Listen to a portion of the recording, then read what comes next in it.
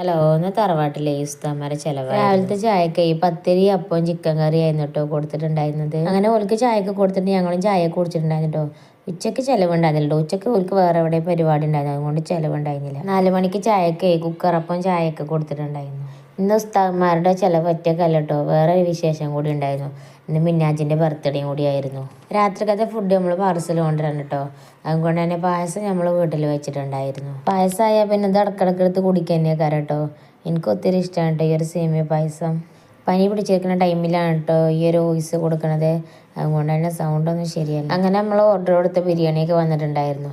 ഉസ്താദ്മാരൊക്കെ വീട്ടിൽ വിളിച്ചിട്ടേ ഓൾക്ക് ഫുഡൊക്കെ കൊടുത്തിട്ടുണ്ടായിരുന്നു. അങ്ങനെ ഓലൊക്കെ കഴിച്ച് പോയിട്ട് പിന്നെ ഞങ്ങളും കഴിച്ചിട്ടുണ്ടായിരുന്നു. ചിക്കൻ ബിരിയാണി ആയിരുന്നു നമ്മൾ ഓർഡർ കൊടുത്തിട്ടുണ്ടായിരുന്നത്. ഏതായാലും ഫുഡൊക്കെ അടിപൊളിയായിട്ടുണ്ട്. അങ്ങനെ ഫുഡൊക്കെ കഴിച്ച് ബാക്കി വന്നിരുന്ന കുറച്ച് ബിരിയാണി എടുത്തിട്ട് ഞങ്ങൾ വീട്ടിൽ വന്നിട്ടുണ്ടായിരുന്നു. അപ്പോൾ ഇത്രേ ഉള്ളൂ ഈ ഒരു വീഡിയോ ഇഷ്ടപ്പെട്ടാൽ ലൈക്ക് ചെയ്യാനും സബ്സ്ക്രൈബ് ചെയ്യാനും മറക്കല്ലേ. അടുത്തൊരു വീഡിയോ ആയിട്ട് വീണ്ടും കാണാം. ടാറ്റാ.